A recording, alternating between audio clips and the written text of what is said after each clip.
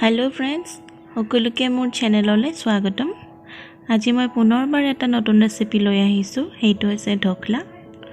আহকচোন কেনেকৈ বনাব পাৰি চাওঁ। প্ৰথমতে মই 1 কাপ বেসন ললো। অলপ কম যেন দেখাত মই আকৌ আধা কাপ লৈ ললো বেসন।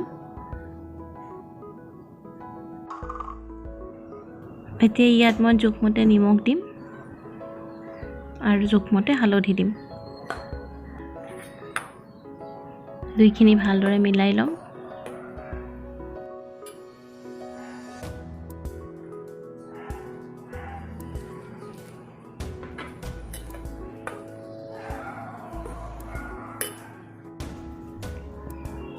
ইয়াত মই আধা চামুচ চেনি দিম, মোৰ চেনিটো দিবলৈ থাকি গৈছিলে। এতিয়া কেৰাহী এখনত মই অলপমান পানী লৈ পানীখিনি উতলিবলৈ দিম আৰু তাত এটা ষ্টেণ্ড উঠাই দিম মই। এতিয়া মই সানি থোৱা বেটাৰটোত 1 পেকেট ইনো দিছোঁ আৰু এইখিনি দিয়াৰ পিছত আপোনালোকে বেছি সময় ৰখি নাথাকিব। এইখিনি অলপ ভালকৈ লৰাই লৈ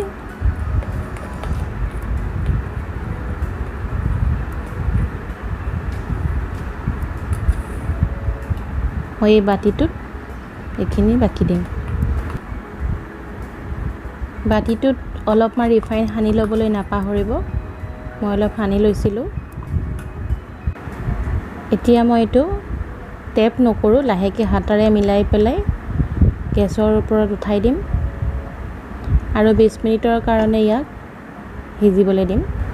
এতিয়া ইয়াত দেখিছে মই অলপমান নৰসিংহ পাত লৈছোঁ, জলকীয়া লৈছোঁ মই 5-6টা মান আৰু কেইটামান বগা সৰিয়হ। মোৰ ক'লা সৰিয়হ নাই, সেইকাৰণে বগা সৰিয়হ ল'লোঁ। এতিয়া কেৰাহী এখনত মই 2 চামুচ তেল দি ৰিফাইন দিছোঁ মই। তাত মই সৰিয়হখিনি ফুটিবলৈ দিম। এইখিনি ফুটি হ'লে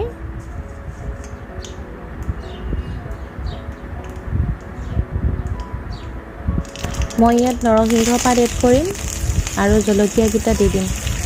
জলকীয়াকেইটা মই মাজেদি অকণমান ফুটাই লৈছোঁ, নহ'লে ফুটি পৰিব পাৰে গাত, মন কৰিব অকণমান। সোৱাদ অনুসাৰে মই ইয়াত নিমখ আৰু চেনি দি দিম।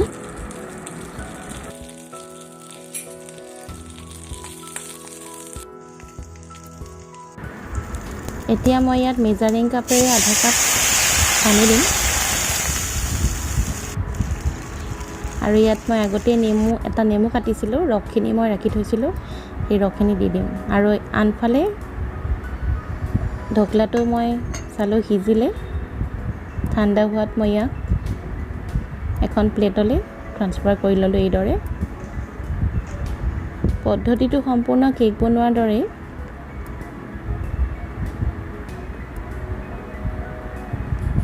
এতিয়া এইটো মই ঠাণ্ডা হ'বলৈ দি ইয়াক মই ছুৰীৰে এই ধৰণে কাটি ল'ম।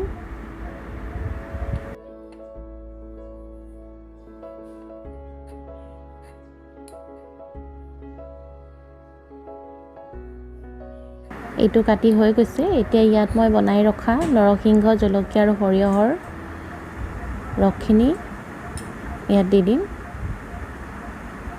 মন কৰিব যাতে গোটেইখিনি গাতে এই ৰসখিনি সোমাই যায়। এয়া মোৰ ঢকলা ৰেডি হৈ গ'ল। একদম সফ্ট আৰু স্পঞ্জি ঢকলা ৰেডি হৈ গৈছে। আপোনালোকেও ট্ৰাই কৰি চাব। ভিডিঅ'টো চাই শেষত কেনে পালে জনাবলৈ নাপাহৰিব আৰু যদি ভাল পালে তেন্তে এটা লাইক কৰিব আৰু যিসকল মোৰ চেনেলত নতুন তেওঁলোকে মোৰ চেনেলটো ছাবস্ক্ৰাইব কৰি দিব আৰু কাষতে থকা বেল আইকনটো প্ৰেছ কৰি দিব, যাতে আগলৈ মই দিয়া ভিডিঅ'সমূহ তেওঁলোকে সোনকালে চাব পাৰে। ধন্যবাদ।